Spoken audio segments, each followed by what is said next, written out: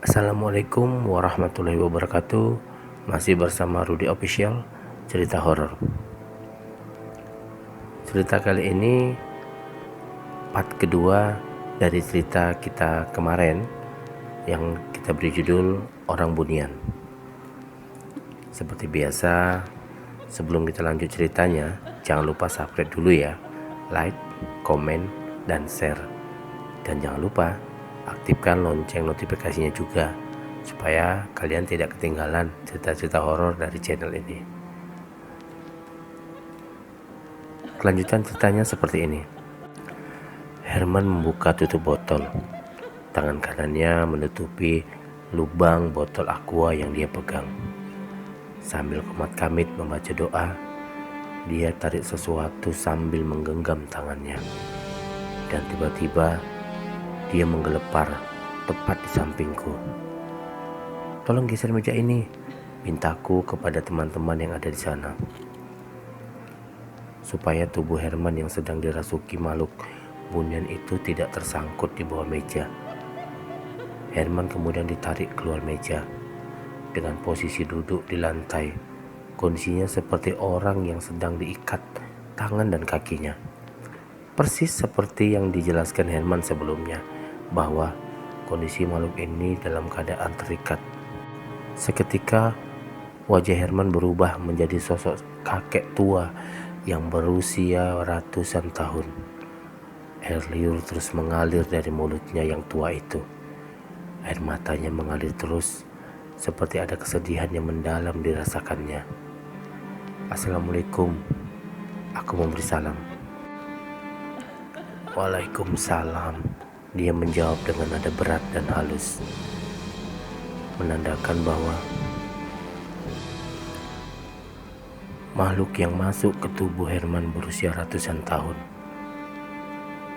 "Maaf, kami berbicara dengan siapa ini?" tanya Burani. Makhluk bunian itu tidak menjawab. "Mohon maaf, kek, kami boleh bertanya?" tanya Burani lagi.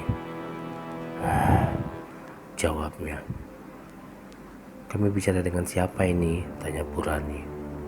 "Aku panglima yang tinggal di dalam sana," sambil menunjuk arah gudang. "Mohon maaf panglima, kami mau bertanya, apakah kejadian-kejadian selama ini seperti kecelakaan-kecelakaan kerja karyawan kami ada hubungannya dengan kalian?" Burani bertanya. "Iya, semua yang terjadi kami yang melakukannya," jawabnya. Kami semua terbelalak, saling pandang. "Kenapa? Apakah kami bersalah sampai kalian melakukan itu semuanya?" tanyaku. "Ya, kalian bersalah. Semua kalian bersalah," jawab dia. "Kenapa kami semua bersalah kepada kalian?" ada yang bertanya. "Mesin-mesin kalian sudah mengganggu ketentraman kami. Setiap hari mesin-mesin kalian bikin ribut, sehingga kami tidak bisa beristirahat dengan tenang. Coba kalian bayangkan, bagaimana rasanya kalau kalian sedang beribadah, ada yang membuat keributan di sana sini. Hah? Coba bayangkan," dia bertanya sambil marah, tetapi dengan mata terpejam. "Kami kan tidak tahu, kek, kalau kalian sedang beribadah, karena kami tidak bisa melihat keberadaan kalian di sana," jelas Burani. "Kalian bilang kalian tidak tahu kalau kami sedang beribadah. Lalu mengapa kalian pada saat jam 12 siang mesin-mesin kalian masih hidup, bahkan tidak berhenti sampai malam? Apakah itu namanya tidak mengganggu?" jelas panglima itu. Kami saling pandang dan berbisik. "Iya pula ya, selama ini kita jam 12 siang jalan terus, terutama mesin sanding dan table saw," jawab Burani. "Jadi pada saat jam 12 itu kalian sedang beribadah?" tanya Burani. "Iya," jawabnya. "Apakah kalian beribadah di dekat mesin kami yang menyala pada jam 12 itu?" tanya Burani. "Iya, mesin-mesin kalian yang menyala itu tepat di atas masjid kami. Di saat kami sedang beribadah, Kalian terus saja menghidupkan mesin-mesin itu tanpa berhenti, jelasnya. Kalau kalian tidak bisa menghentikan itu semua, akan banyak lagi korban yang akan berjatuhan, jelas Panglima dengan nada mengancam. Jadi apa yang harus kami lakukan? Tanya Burani. Panglima Bun itu tidak menjawab sepatah kata pun. Maaf kek, saya mau tanya. Apakah kakek Panglima atau pimpinan dari semua makhluk yang ada di pabrik kami? Tanyaku. Iya, aku Panglimanya, jawab dia. Begini Panglima, kami kan tidak bisa melihat keberadaan kalian di lokasi kerja kami. Jadi, supaya kami tidak mengganggu keberadaan kalian, bagaimana kalau kalian pindah? Kami pindahkan ke belakang perusahaan kami ini. Kebetulan di sana ada lahan kosong, kataku. Lancang kamu bicara. Panglima marah sambil menunjuk wajahku. Aku menarik tubuhku ke belakang. Terasa berdebar dadaku dan aku langsung menciut. Tapi aku berusaha tenang karena pesan Herman, apapun ancaman makhluk itu, jangan diambil pusing karena kondisi dia sudah terikat. Kamu, setelah pulang dari sini, hati-hati kamu. Kamu akan aku buat celaka. Sambil menunjuk wajahku dia mengancam.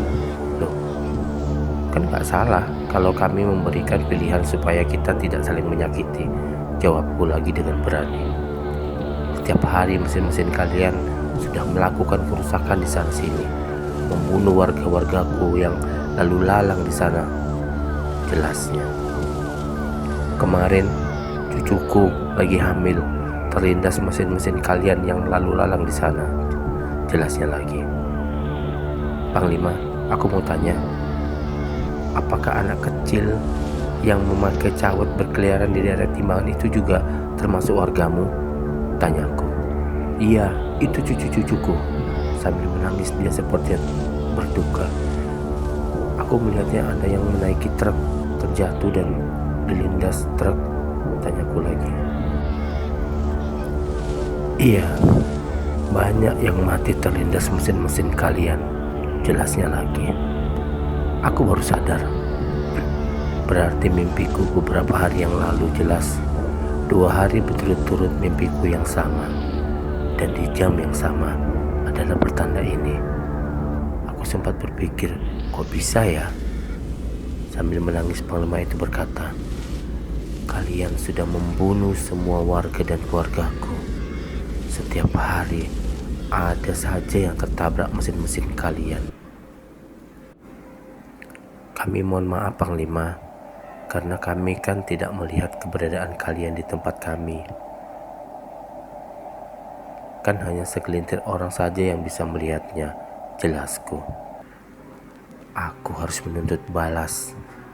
Darah harus dibayar dengan darah, nyawa harus dibayar dengan nyawa, ancamannya kepada kami.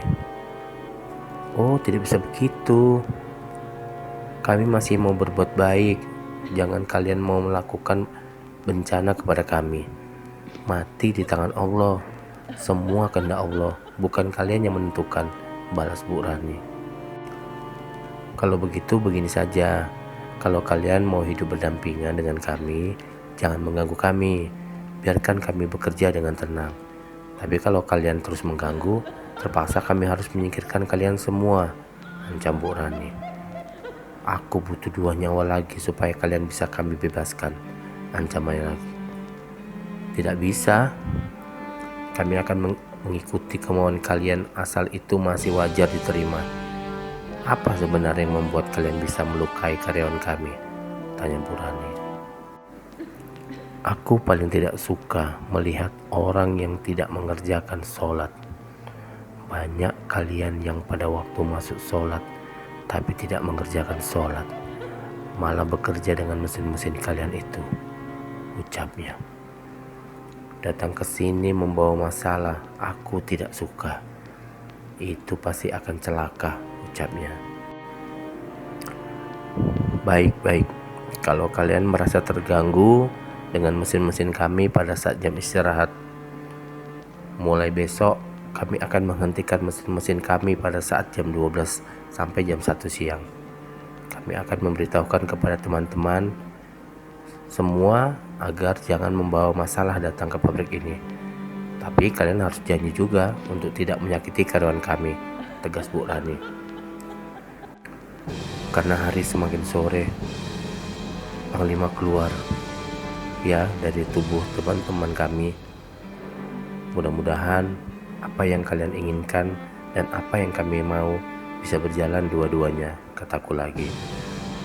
Dengan bisikan doa ke telinga Herman, akhirnya Herman pun tersadar kembali. Loh, ini kok banyak air mata? Herman terheran-heran karena bajunya basah. Karena pada saat sosok Panglima memasuki tubuhnya, sosok itu menangis terus sehingga air matanya membasahi baju Herman. Apa yang dikatakan Bang? Herman bertanya kepadaku. Dia sempat mengancam-ngancam gitu. Dan dia sempat minta 2 nyawa lagi untuk menggantikan anaknya yang mati, jawabku. Jangan diturutin. Dia sudah tidak berdaya itu. Jin atau iblis memang selalu mengancam kalau sudah terdesak, jawab Herman. Ya sudah, sosok ini akan aku pindahkan ke belakang pabrik aja, supaya tidak mengganggu lagi karyawan kita.